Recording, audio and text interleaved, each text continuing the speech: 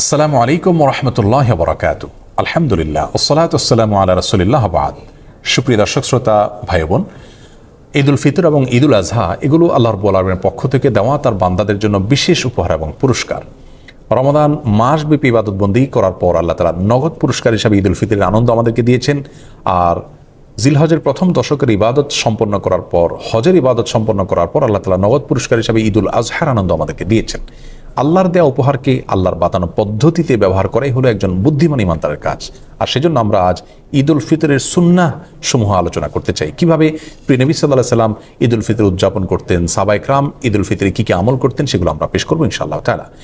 ঈদুল ফিতরের সুন্নাহ সম্পর্কে বলতে গেলে সর্বাগ্রে যে সুন্নাহর কথা চলে আসে তা হলো অন্য দিনের তুলনায় ঈদের দিন একটু আগে আগে ঘুম থেকে ওঠা, একটু ভোরে জাগ্রত হওয়া। ফজর নামাজে উপস্থিত হওয়াটা ঈদের নামাজে উপস্থিত হওয়ার চাইতে অনেক বেশি গুরুত্বপূর্ণ। আর সেই সাথে ঈদগাহে একটু আগে আগে যাওয়া, এটি ঈদের দিনের প্রথম সুন্নাহ। দুঃখজনক হলেও সত্য যে আমাদের সমাজে বরং উল্টা চিত্র দেখা যায়। আমরা অন্য দিনের তুলনায় ঈদের দিন একটু দেরিতে ঘুম থেকে উঠে থাকি এবং ফজরের সময় অনেকে উপস্থিত হতে পারেন না। এর কারণ হলো চাঁদ রাতে আমরা দেরিতে ঘুমিয়ে থাকি। এই কালচার পরিবর্তন হওয়া উচিত। প্রথম সুন্নাহ হলো আগে আগে ঘুম থেকে ওঠা অন্য দিনের তুলনায় এবং ঈদগাহে আগে আগে যাওয়া। ঈদুল ফিতরের দ্বিতীয় সুন্নাহ হলো খেজুর খেয়ে তারপরে মসজিদে আসা, অথবা মিষ্টি জাতীয় কিছু খেয়ে মসজিদে আসা যদি খেজুর না থাকে। তৃতীয় সুন্নাহ হলো গোসল করা, সেই সাথে সুগন্ধি ব্যবহার করা এবং মেসওয়াক করা।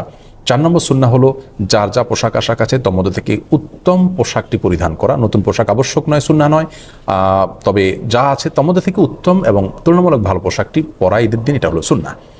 5 নম্বর সুন্নাহ হলো ঈদগাহে যাওয়ার সময় পায়ে হেঁটে যাওয়া, কোনো বাহন ব্যবহার না করা। যারা বৃদ্ধ বা অসুস্থ তাদের কথা ভিন্ন, সুস্থ স্বাভাবিক মানুষের জন্য বাহন ব্যবহার না করে পায়ে হেঁটে যাওয়াটাও সুন্নাহ। এতে ঈদের সৌন্দর্য বিকশিত হয় এবং প্রকাশিত হয়। 6 নম্বর সুন্নাহ হলো ঈদগাহে যাওয়ার সময় তাকবীর বলতে বলতে যাওয়া। আল্লাহু আকবার, আল্লাহু আকবার, লা ইলাহা ইল্লাল্লাহ, আল্লাহু আকবার, আল্লাহু আকবার ওয়া লিল্লাহিল হামদ। এই তাকবীর পাঠ করতে করতে ঈদগাহে আসা সুন্নাত। গল্পগুজব করতে করতে আসা উচিত নয়। তাকবীর আমাদের মুখে থাকবে এবং আমরা ঈদগাহে যেতে থাকবো। 7 নম্বর সুন্নাহ হলো যেই পথ দিয়ে আমরা ঈদগাহে আসবো, বাসায় যাওয়ার সময় অন্য পথ ধরে আমরা যাব। বিকল্প পথ যদি না থাকে তাহলে রাস্তার যে পাশ দিয়ে আমরা এসেছি অন্য পাশ দিয়ে যাওয়ার চেষ্টা করব।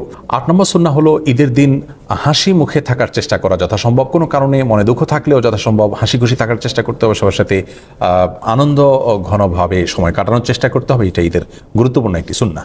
ঈদের 9 নম্বর সুন্নাহ হলো যথাসম্ভব মসজিদে বা বদ্ধ জায়গায় ঈদের নামাজ না পড়ে উন্মুক্ত জায়গা বা মাঠে ময়দানে ঈদের নামাজ পড়া উচিত এবং উত্তম সুন্নাহ। এতে ঈদের আনন্দ এর মধ্যে পূর্ণতা পায়। তবে কোনোভাবেই কোনো রাস্তাঘাট, পথ ইত্যাদি বন্ধ করে মানুষের দুর্ভোগ হয় এরকম পরিস্থিতি সৃষ্টি করে দখল করে সেরকম জায়গায় ঈদের নামাজ পড়া উচিত নয়। উন্মুক্ত জায়গা যদি পাওয়া যায়, কারোর জায়গা যদি কেউ পারমিশন দেন তাহলে সেই জায়গাতে হতে পারে, অথবা শহর অঞ্চলে যদি সেরকম কোনো জায়গা না থাকে তাহলে মসজিদেও ঈদের নামাজ হতে পারে। ঈদের 10 নম্বর এবং সর্বশেষ সুন্নাহ হলো একে অন্যকে শুভেচ্ছা জানানো ঈদ উপলক্ষে। সেটি সাক্ষাৎ হলে হতে পারে, বার্তাযোগে হতে পারে। সাহাবায়ে কেরাম একজনের সাথে অন্যজন সাক্ষাৎ হলে, যোগাযোগ হলে ঈদের দিন তারা শুভেচ্ছা জানাতেন এইভাবে, তাকাব্বালাল্লাহু মিন্না ওয়া মিনকুম সলিহাল আমাল। যার অর্থ হলো গোটা রমজান ব্যাপী আপনি এবং আমি যে সমস্ত নেকামল করেছি আল্লাহ তাআলা আমাদের উভয়ের নেকামলগুলোকে কবুল করে নিন। এই দোয়াটাকে সংক্ষেপে এভাবে বলা যেতে পারে, তাকাব্বালাল্লাহু মিন্না ওয়া মিনকুম, তাকাব্বালাল্লাহু মিন্না ওয়া মিনকুম। এভাবে আমরা একে অন্যকে ঈদের শুভেচ্ছা জানাবো। এটাকে বাংলায় আমরা বলতে পারি, আপনার এবং আমার সমস্ত নেকামলগুলো আল্লাহ তাআলা কবুল করুন। এই দোয়ামূলক শুভেচ্ছা ঈদ উপলক্ষে, ঈদুল ফিতর উপলক্ষে আমরা একে অন্যকে পেশ করব। সেই সাথে ঈদ মুবারক যেটা আমরা বলে থাকি আমাদের সমাজে, সেটি বললেও কোনো অসুবিধা নেই। ঈদ মুবারকের অর্থ ভালো, অর্থাৎ আপনার ঈদ বরকতময় হোক। কিন্তু সুন্নাহ হলো সেটি যেটি সাহাবায়ে কেরাম থেকে বর্ণিত হয়েছে। আমরা দুটিকে সংযোগ করে বলতে পারি, কোনো অসুবিধা নেই। অবশ্যই সাহাবায়ে কেরামের শুভেচ্ছাটা আমরা ভুলবো না। হাদিসে বর্ণিত শুভেচ্ছাটা আমরা একে অন্যকে জ্ঞাপন করবো, তাকাব্বালাল্লাহু মিন্না ওয়া মিনকুম। কিছু কাজকে ঈদের সুন্নাহ আমরা মনে করি, অথচ সেগুলো ঈদের সুন্নাহ নয়। যেমন অনেকে মনে করেন ঈদের দিন কবর জিয়ারত করা সুন্নাহ। হ্যাঁ, ঈদের দিন যদি কারো সুযোগ হয় তিনি অবশ্যই মা বাবা কবর জিয়ারত করবেন, কোনো অসুবিধা নেই, ভালো। কিন্তু এটাকে ঈদের সুন্নাহ মনে করে করবেন না। অনেকেই ঈদগাহে ঈদের নামাজের পরে কাঁধে কাঁধ মেলানোটাকে সুন্নত মনে করেন, সেটিও ভুল ধারণা।